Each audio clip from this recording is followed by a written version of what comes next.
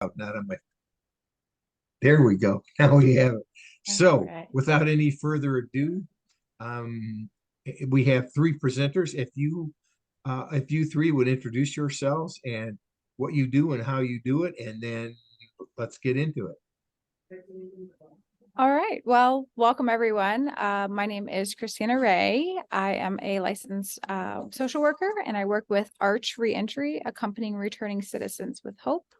We work both in correctional institutions as well as outside, and we do programming with individuals, help with housing. We have a women's transitional house and a small nonprofit located in Columbus, Ohio. Mujadid, would you like to go? Yeah, so my name is Mujadid Muhammad. I'm executive director of Restore Citizens Faith Foundation, which is an organization that I work with individuals in prison a year to 18 months before they come out. I also work through the Horizon program as a community resource coordinator, helping those individuals in the London facility transition out as well. I'm a restored citizen myself, and I'm in this space to help with justice involved individuals. Good afternoon, everyone. My name is Nicole Wiesen. I am the regional coordinator for the Multi-Faith Initiative to Ending Mass Incarceration in Atlanta, Georgia. I am also a returning citizen and a social worker. My job is to help coordinate the 159 counties in the state of Georgia to create a welcoming community for those individuals and their family members who are coming home. At the same time, help advocate and offset policy here in Georgia. Thank you. So when we get into what is post-incarceration syndrome, post-incarceration syndrome is not yet a diagnosable disorder. So it is not in the DSM. You cannot be diagnosed with it currently. That is one of our goals, is to change that and to get post-incarceration syndrome, also known as PICS, a diagnosable disorder. So, but it can be considered a psychiatric disorder, and it affects individuals after they're released from the justice system. It was identified. It's not necessarily something that's new. It was identified over 10 years ago, and it originated overseas. Just recently, though, our communities, and especially here in the United States, with the highest incarceration population, we've been talking about it, and we've been able to identify that recidivism and issues transitioning back into the community, there is something that we're not talking about, which would lend itself to PICS, post-incarceration syndrome. So it's characterized by a range of psychological, emotional, and social difficulties. It can be seen in any amount of time, primarily with individuals who have done longer than 1 year, but it's not a stipulation that one has to do a certain amount of time to be able to experience these symptoms of post-incarceration syndrome. When we were talking about PICS, we were describing it as essentially post-traumatic stress disorder plus on steroids. So similar symptoms to that of PTSD, you may be able to find with someone who is experiencing post-incarceration syndrome. So what are some of the symptoms of post-incarceration syndrome? We talk about institutionalized personality traits. A lot of people will say an individual acts institutionalized. They may eat their food really quick or make sure that all of their belongings stay with them all the time. And that is symptoms of what one would call institutionalized personality traits. We talked about PTSD, post-traumatic stress disorder, flashbacks, nightmares, an inability to be able to cope with toxic stress, antisocial personality traits. Antisocial personality traits are not someone being antisocial, not wanting to be around someone. Antisocial personality traits are that of manipulation, of severe aggression, of individuals having a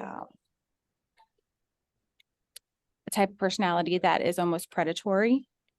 And then we talk about social sensory deprivation. So not walking on carpet for years and someone comes out and gets overwhelmed by the number of choices they have, or all of the colors, all of the sounds, all of the smells that they have been restricted from for years. We talked about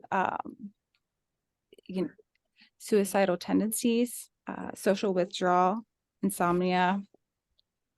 There are a variety of symptoms that may show up as post-incarceration syndrome, as an individual is having trouble and difficulties reintegrating back into the everyday communities and everyday life.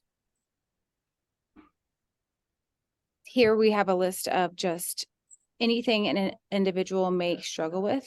I myself was incarcerated for 3 years here in Ohio, and there is the everyday lived experience. When I returned home, I was able to get a job bartending, and I've served every day of my life, and I've always had great experience with individuals, even when those guests may be particularly difficult.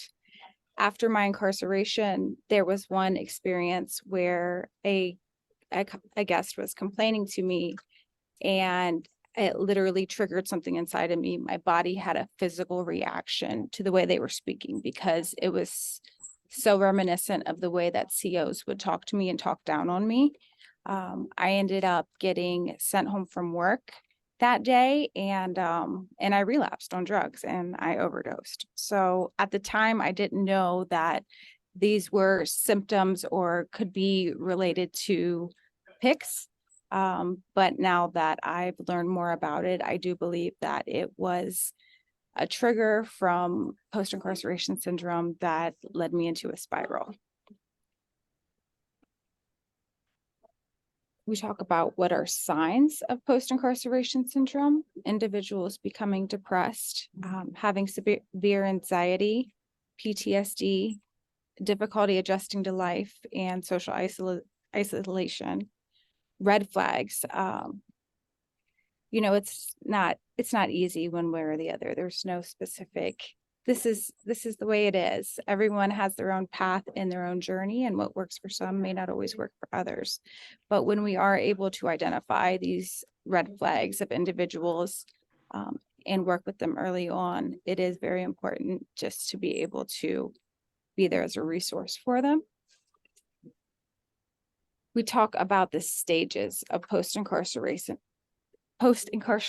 syndrome, and they are not dependent on one another. These can happen independently, or they can happen in a different order, but generally we may see feelings of helplessness and hopelessness, intense immobilizing fear, free-floating anger and rage, impulsive decision-making, the emergence of flashbacks and other symptoms of PTSD, impulsive violence, effort to avoid violence by severe isolation to avoid triggers of violence, again, isolating. And then stage 6, we have flashbacks, nightmares, sleep impairments, impulse control problems caused by self-imposed isolation. So what does PICS really look like? Nicole, would you like to share a little bit about your experience working and lived experience? So like you said earlier, Ray, and thank you, PICS is very different to each individual. So what I may experience alongside a woman who I spent time with in prison is going to look different. So when I deal with the women in the transitional houses, the biggest thing is trust, and they question everything. So while we hate being questioned, they're also questioning, and it's about everything. Well, you said you were going to be here at 1, but now it's 1:05. It's now 1:10. Where are you? Why aren't you here? Those kinds of situations. It could be a song you heard, the sound of keys, a backfire of a car, you walking into a convenience store and smelling the hot dogs. It could be anything different. It could be watching a TV show that isn't necessarily could be a comedy or even a romantic thing, as well as any type of drama, and it would start it. I suggested from the women that anything that has to do with prison related programming on TV or media to stay away from, and to not watch that, even though we know Orange is the Color Black is fiction. It's still very close to some of the things that we've experienced on the inside. And for women, there's also another level, and I can only speak to it by being a woman who's inside. I don't know if the men experience this, but women do psychological warfare when you're in prison. And that continues when you come out in a transitional setting, when you're dealing with a lot of women, or if, like for me, running the transitional housing, I have to make sure that their behaviors aren't triggering me, and they have.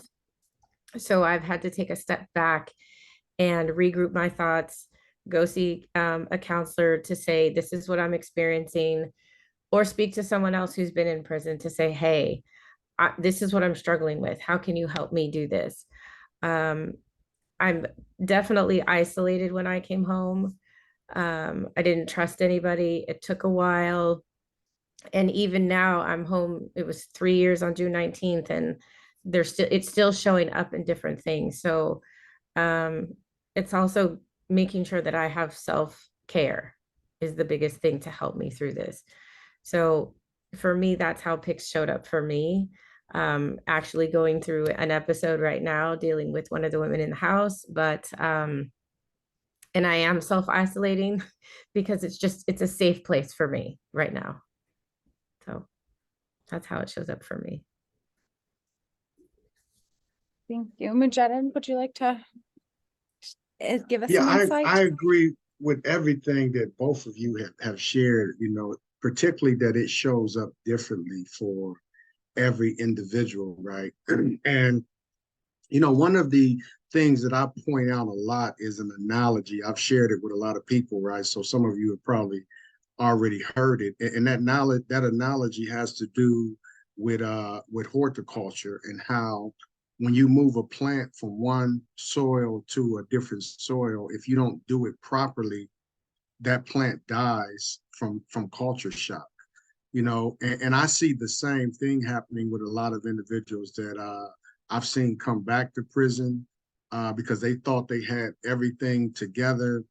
And when they got out into society, things didn't go as they expected.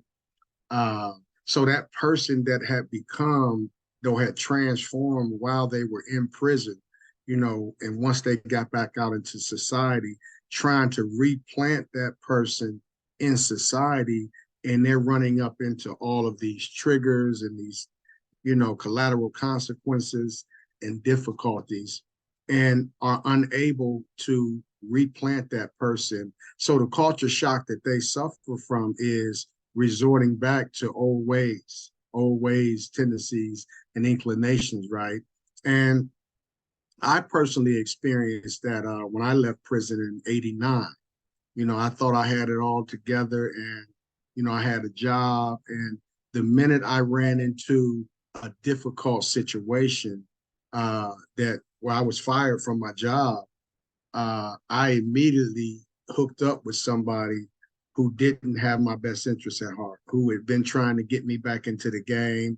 And I ended up, relapsing back into my old ways of life, right? So I think it's important to recognize how PICS can manifest in your life. I deal with individuals now in prison, a year to 18 months before they get out. And that's one of the things that I focus on is trauma-informed awareness, and getting them to recognize and understand what hidden traumas they may have that are unresolved, that are not being dealt with, because once they do come back in society, right, they manifest in different ways. So I would just add that to the discussion. Thank you. Yes, I work up at the courthouse in Columbus, Cafe Overlook, where we work with individuals who's been out of the workforce for a while, and often those who are getting out of incarceration. It's a workforce development program. We do 2 weeks of soft skills training, and then that we work with them for up to 6 months to find them long-term stable employment. And a lot of the issues we will run into are individuals, as we were speaking earlier, inabilities to make decisions, inabilities to be able to receive criticism or constructive criticism, feeling personally attacked. And so I love your horticultural analogy. Like we go from one drastic environment where you may always feel like you need to watch your back. You may have trauma from other people incarcerated. You may have trauma from the guards, into an environment where it's not always the same situations and one doesn't know what to expect. And so, with post-incarceration syndrome, there are the specific or told symptoms, but also I would want to add imposter syndrome. I know that I always feel like I don't belong, or that those aren't my groups of people, and the inability to make decisions. So I know that I've personally struggled with issues like that, and I've seen other individuals struggle to reacclimate back into communities. You're right. I just had a woman come home from doing 20 years, and we placed her into a home, and she couldn't deal at all. And so she absconded from the housing provider, which, we tried to track her down and do the things that we needed to do. And it was the simple things of being able to take a shower whenever she wanted to, putting her feet on the rug, knowing that she had all of these choices and everything. And, part of that horticulture or that replanting is, depending, even if it's a year, 6 months, or 20 years, you are told what to do, when to do it, how to do it. And, it could be by a guard, it could be by your warden, it could be by your counselor, it could be by your forensic peer mentor that comes into the prison and works with you, to wait, I don't have to get up at 5:30 to do count. I don't have to go to chow. I can do whatever I wanted to do. And she left. And so now we're trying to get her back, so that we don't have to report this, but they're going to have to report her missing. So that's how PICS shows up. And it's something that we need to do a better way of getting these individuals, getting ourselves, getting myself ready to coming home. And they just kick you out, say, here's $35 or whatever money you've collected. Don't let the door hit you in the ass. We hope not see you again. And there's nothing in place. So that's just what I wanted to add to that. No, absolutely. Thank you. I've been speaking recently, and I've been connecting the analogy of, you can give a man a fish and he'll eat for the day, or you can teach him how to fish and he'll eat for life. And I think of that in the realm of recidivism and reentry. Individuals are getting out, and we can provide them with housing, and we can provide them with jobs, but until we can give words to explain what they're going through physically, mentally, emotionally, and educate them about coping skills to be able to deal with that. Some people will be able to, and others are not. Our justice system as it is not set up for people to succeed. We are not focusing on mental health. We are not focusing on traumas and just useful skills for individuals. And I'm very pro workforce development and workforce training, and that's phenomenal. But if you're not in the right mental state to be able to work a job, it doesn't matter. It doesn't matter how many jobs we give you. It's not going to be able to work for some individuals. And it's really unfortunate. And so we see these cycles of recidivism and poverty, individuals being marginalized, crime, violence, abuse, trauma, all these problems in our community that everyone can agree on we want to help with. But it's kind of beginning to bridge that gap and educate individuals and give a name to what is happening, what to expect, and how to cope with it, I think is the important key part that we are just now starting to be able to talk about. And it's really exciting for me to be able to give that a name and share that with other people. Because I really think, yeah. Sorry, Ray. I No, wanted please. to interrupt. And so Chuck put a question in the chat that says, does the length of incarceration have any effect?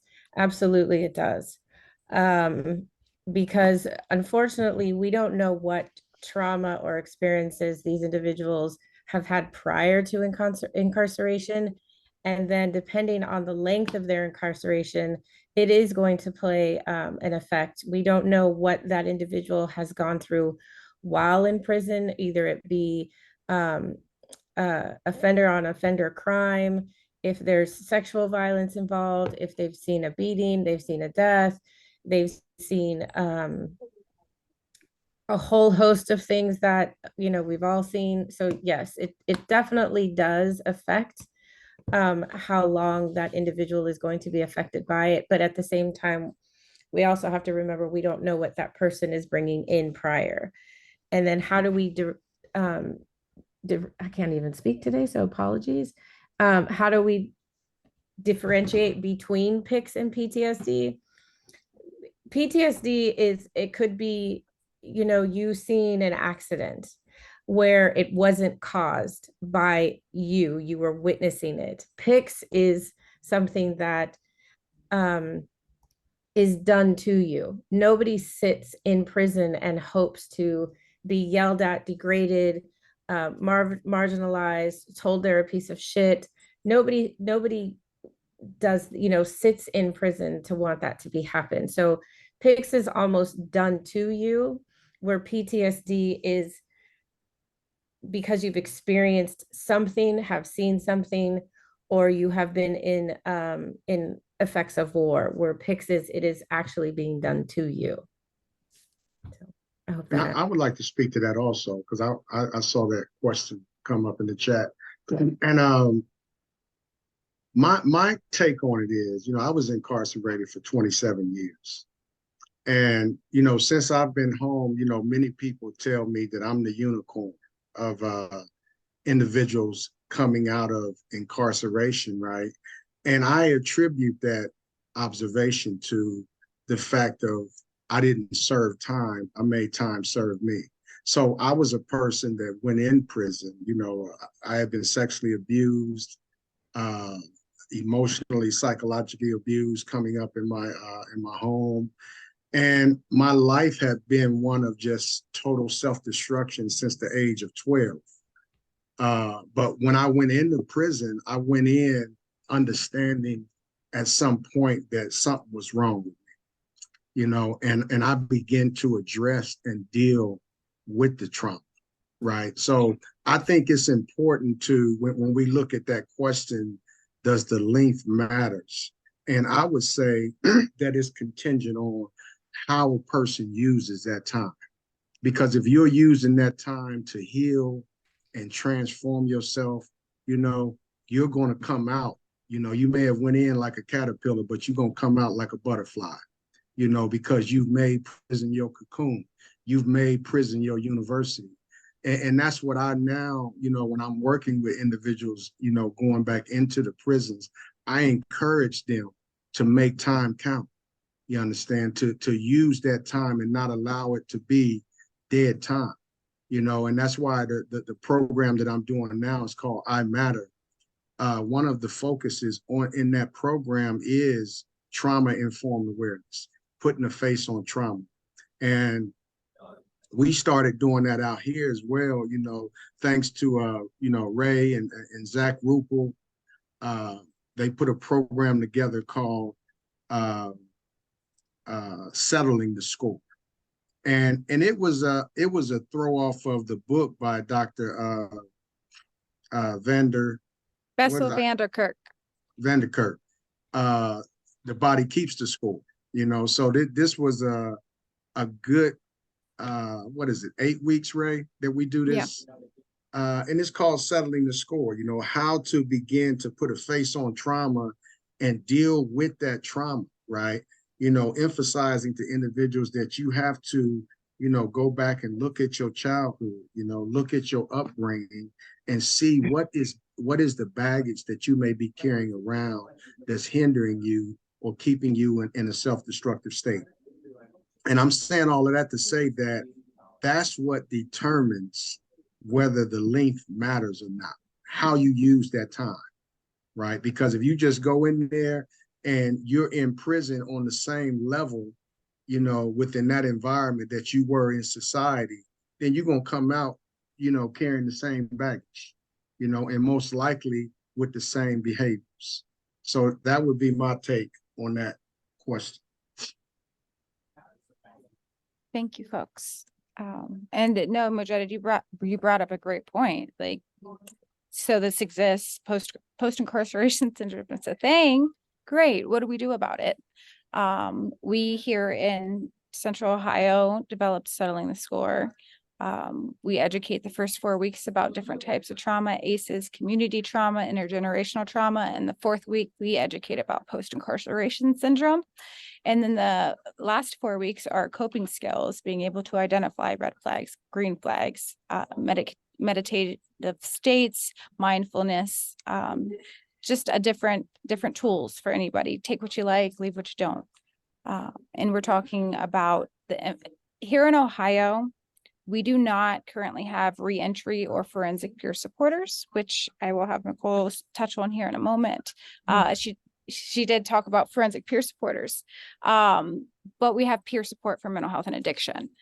I believe that one of the gaps that is existing here in Ohio is that bridge from people with lived experience walking alongside individuals returning to the communities.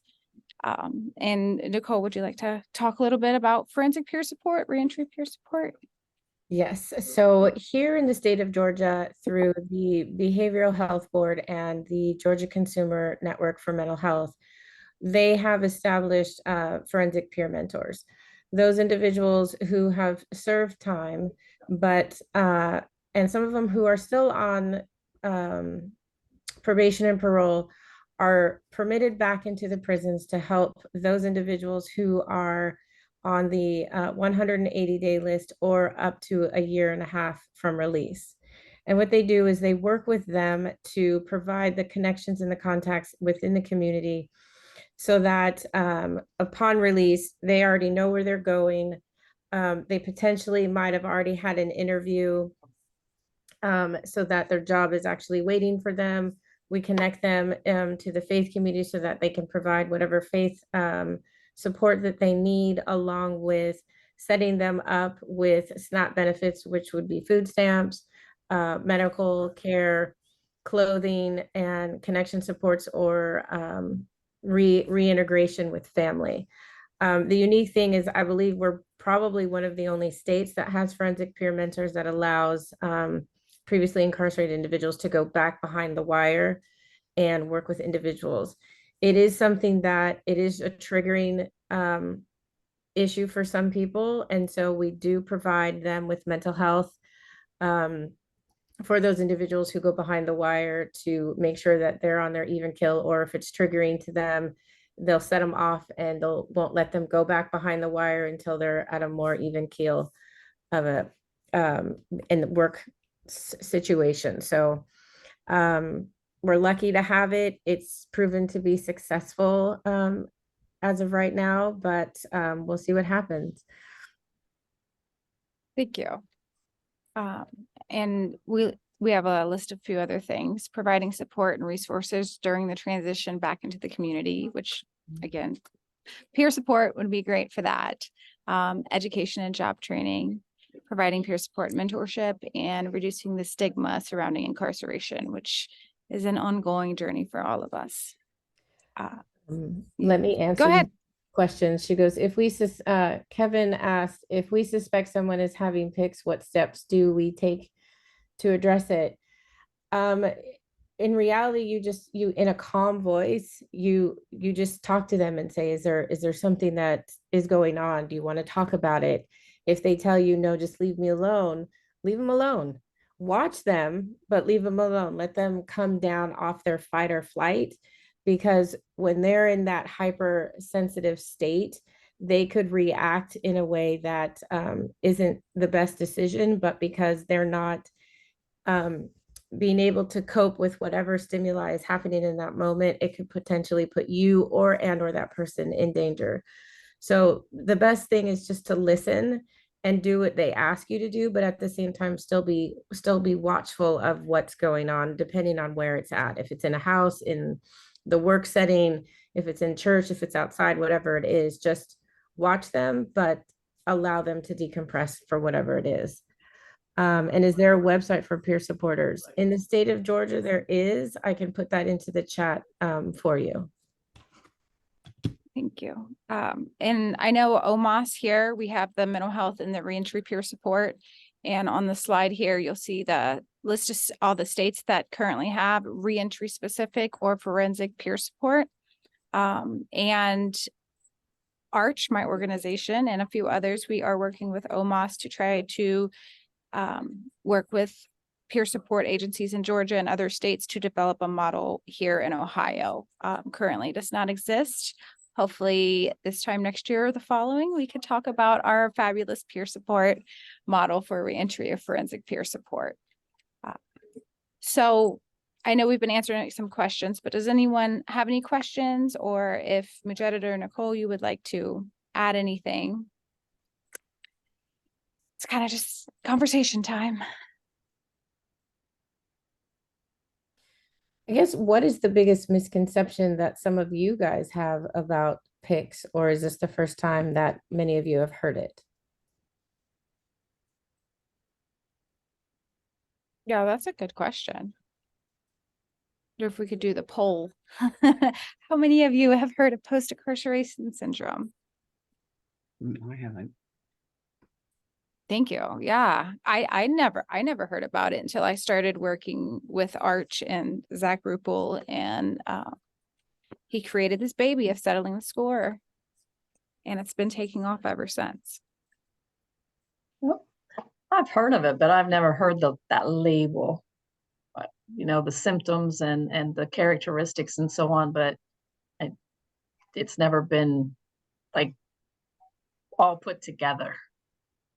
Right. Right. Like a true diagnosis.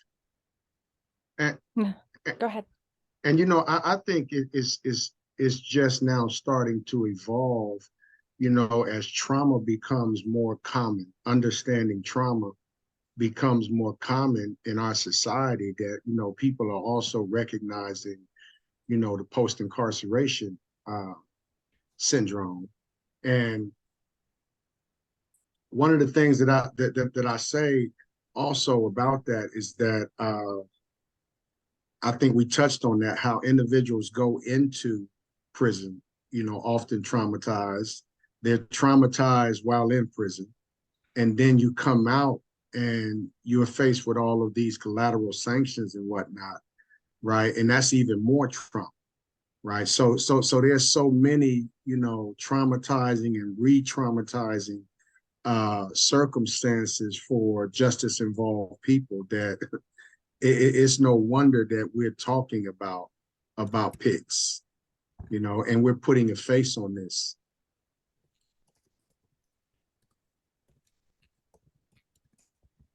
Absolutely.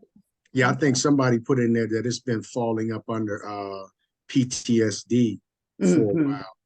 And whereas, you know, now, you know, as we talk about PICS, it's a lot more clear of what that looks like for someone who's justice involved and someone that's coming out of prison.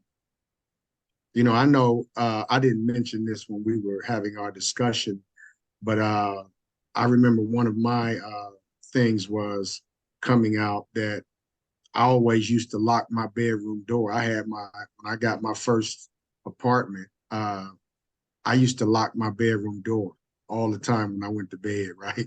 And it kind of reminded me, because I was used to sleeping in a cell that got locked, right? And so I used to always lock my bedroom door, and it was just me in there, you know. So I've heard of other things, I've heard of the keys, triggering people. But mine's were not too severe, as I hear people when they answer the phone, they wait and don't say nothing because they looking for the operator to come on and say that this is a call from the prison, So it happens differently for everybody. Yeah, no, that's fair. And we were talking about post-incarceration syndrome affects the individual, but also the effects that it has on their families. I know that there's currently a study being done in University of Cincinnati about post-incarceration syndrome and the effects of on families. And it's a lot. And I think it's oftentimes misdiagnosed, post-incarceration syndrome, or maybe, we're just starting to give it a name and be like, hey, prison is traumatizing. I think we've known that for a while, but we're finally saying it and we're mapping it out and trying to get it as a diagnosable disorder, and to put that face on there. And I think something else to be mindful, because I know one of the questions I've seen is what can we do to help, right?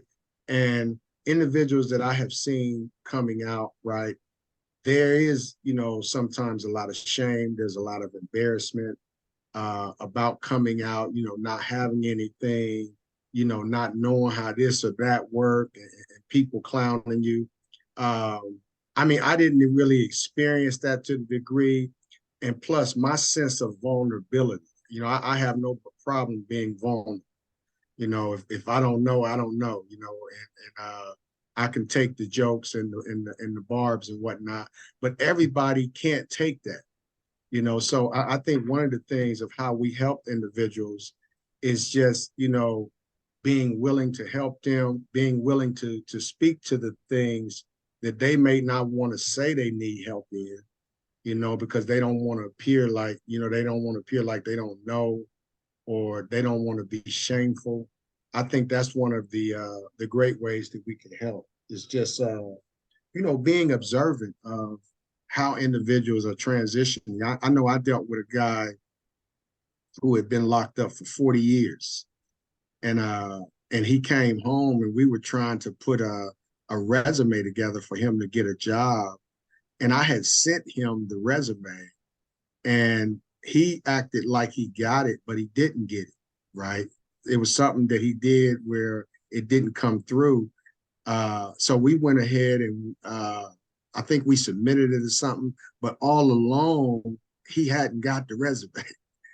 So when he came to my office and we're talking about it, and that's when I figured out that he didn't get it.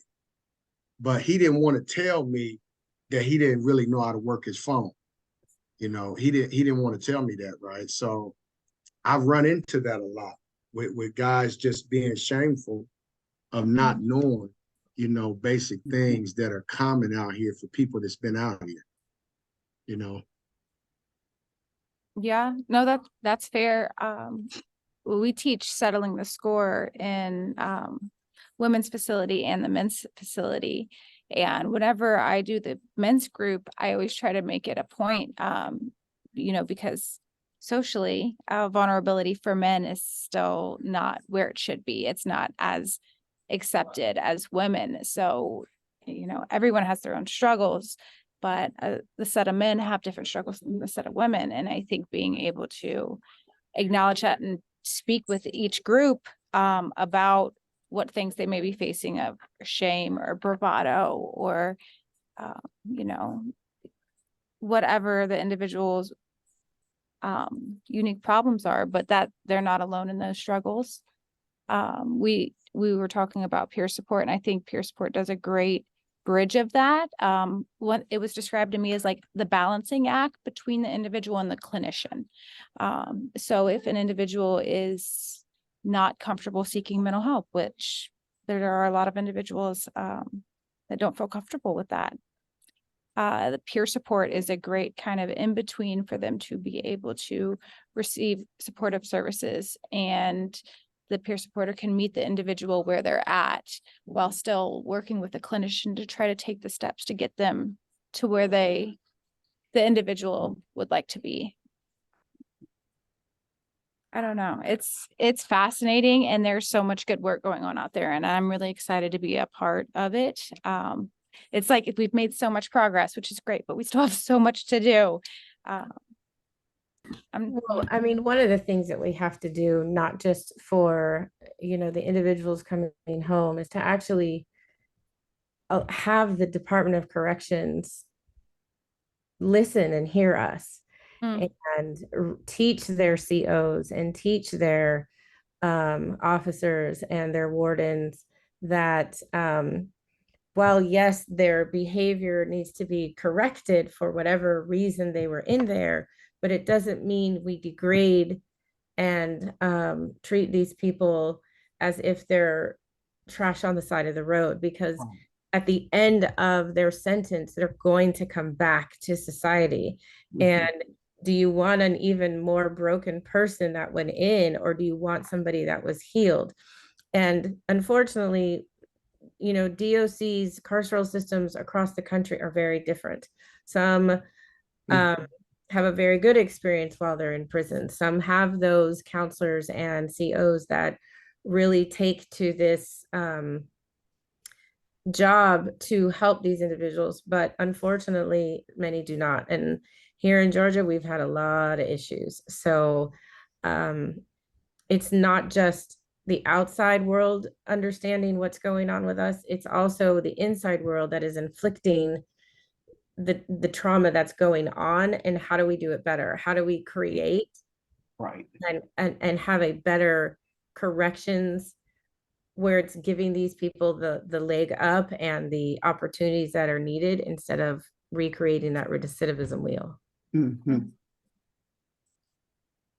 Yeah, I appreciate that point. And we touched on even with probation officers, understanding that a lapse is not a relapse.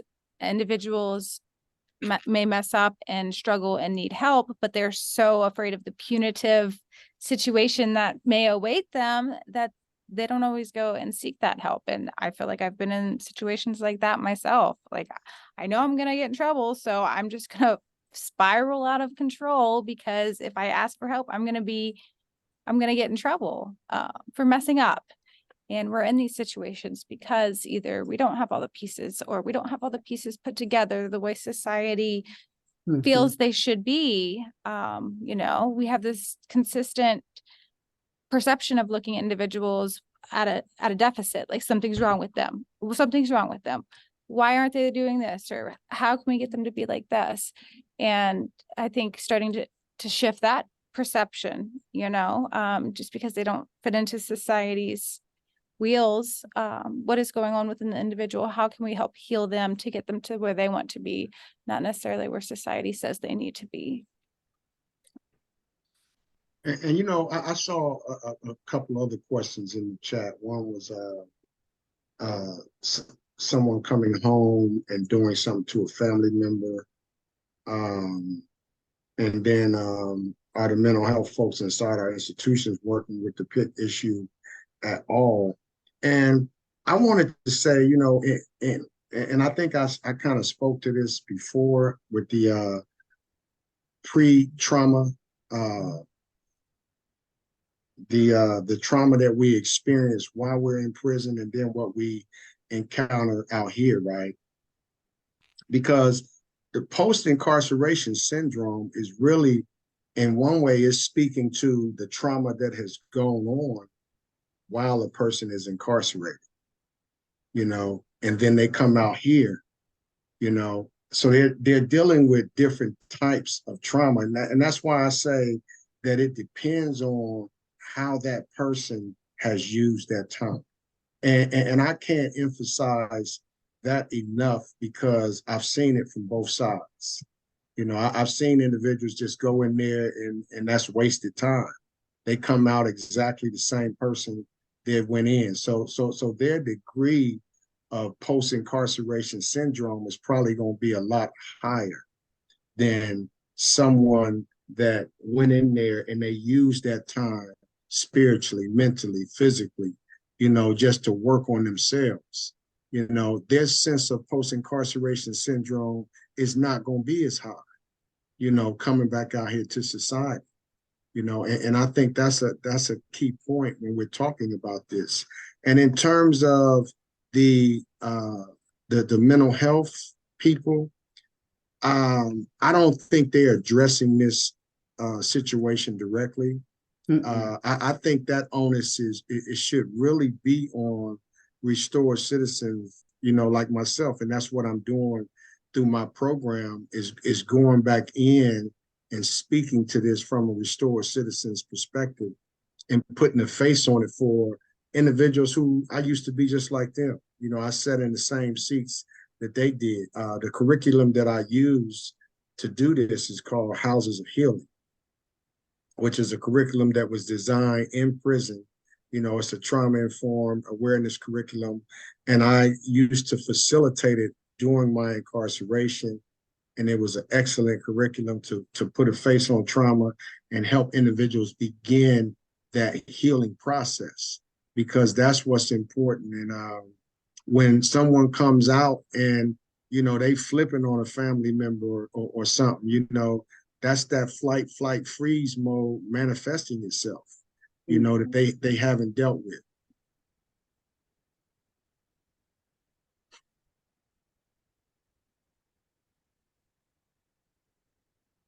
You were speaking on something and I wanted to comment on that, but it completely just left my brain.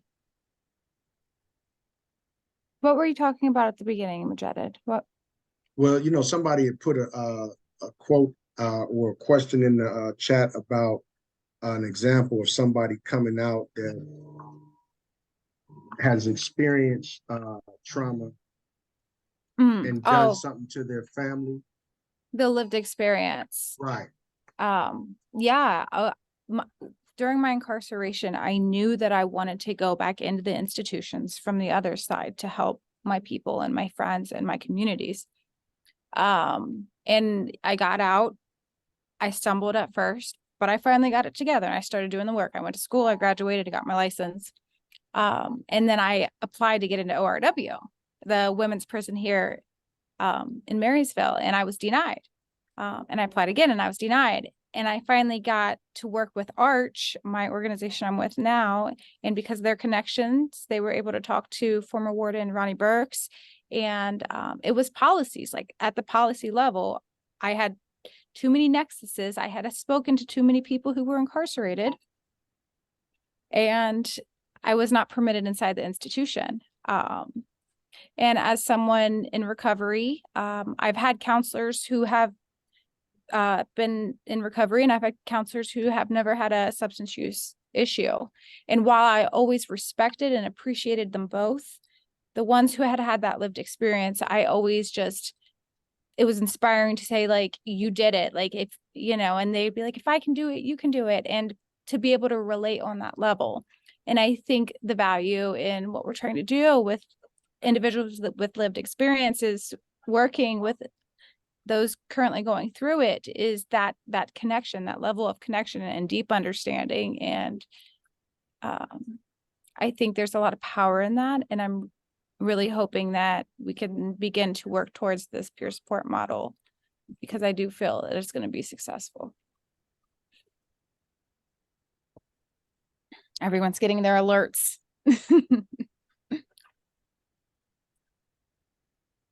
Any other questions for us? I have a question. Yes. Can you hear me? Yes. Okay.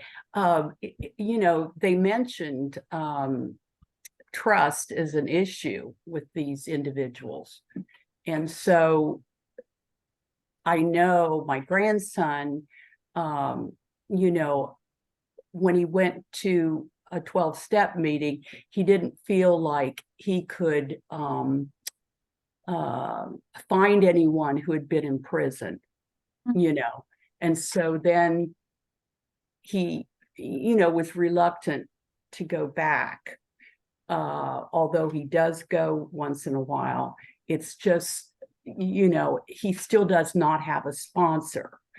And, there again, I would think that, now he is in a halfway house, so indirectly, maybe he has a sponsor there, that's supporting him. The social worker is very supportive. So perhaps, I'm looking at it wrong, but, he had a substance abuse issue that got him into prison. So then I just thought a sponsor would be helpful.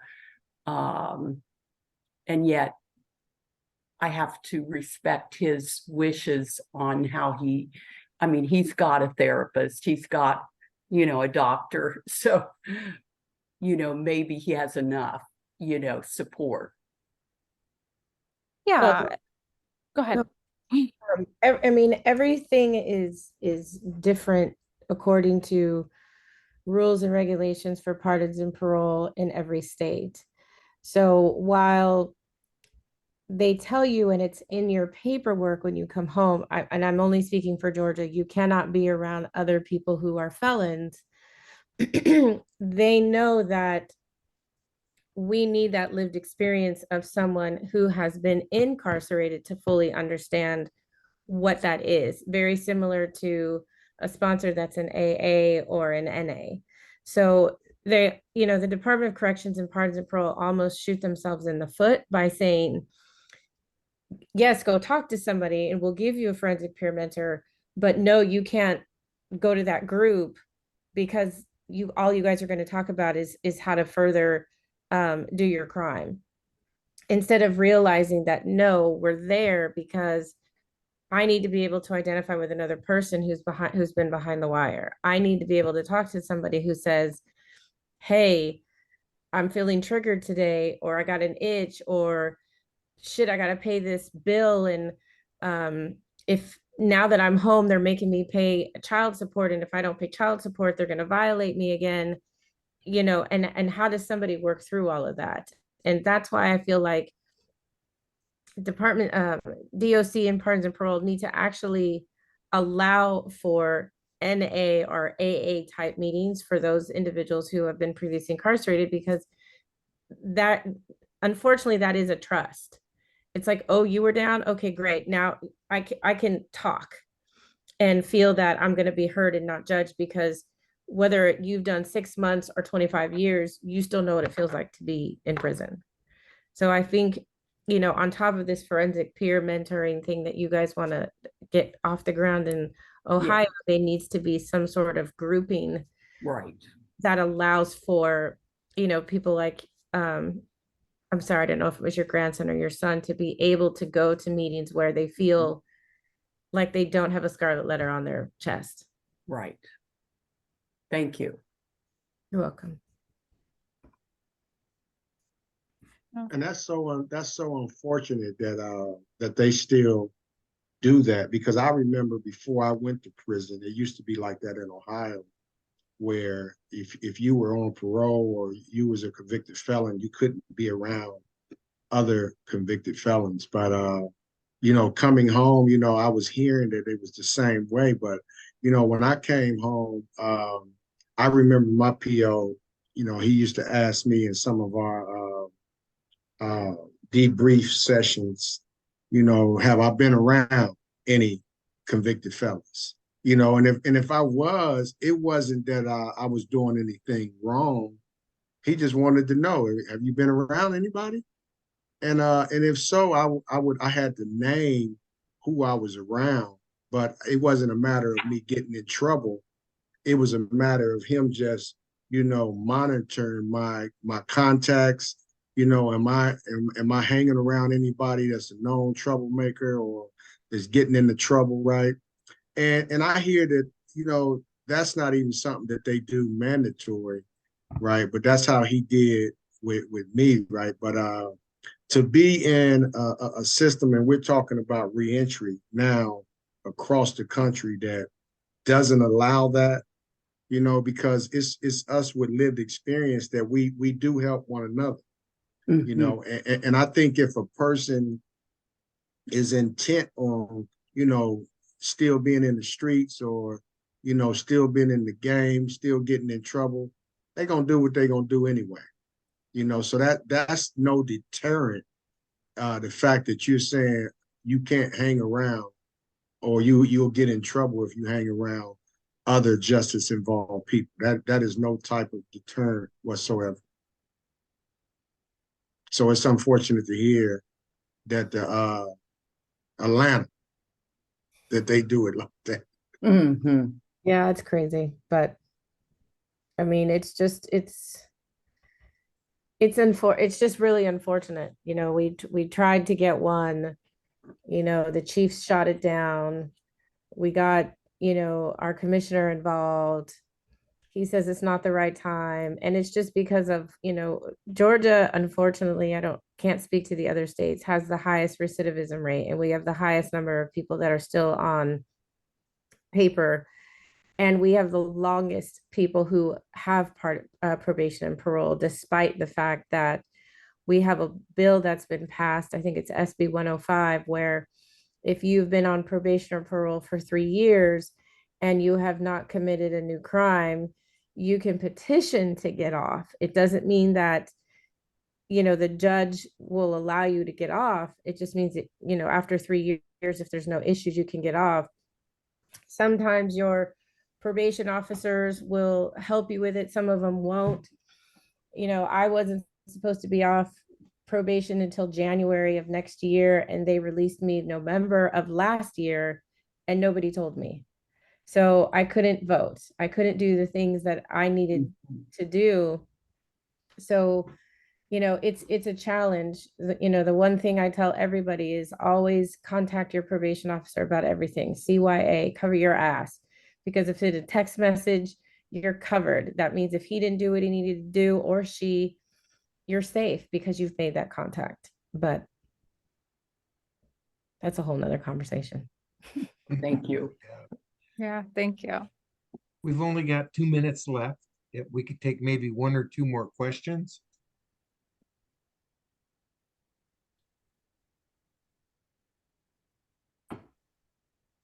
And if no questions, thank you all for joining with us. Thank you for our three great presenters. This is just, we're just really scratching the surface of this whole PICS issue. Mhm. I certainly hope it gets more and more and more attention, not only inside the institutions, but on the outside as well, so that everybody can begin to work with the problems that happen. I mean, just because a lot of people haven't heard about it, it is a true blue problem, and I appreciate everybody's efforts in talking about your own personal situations. And I thank everybody for joining today. Thank you.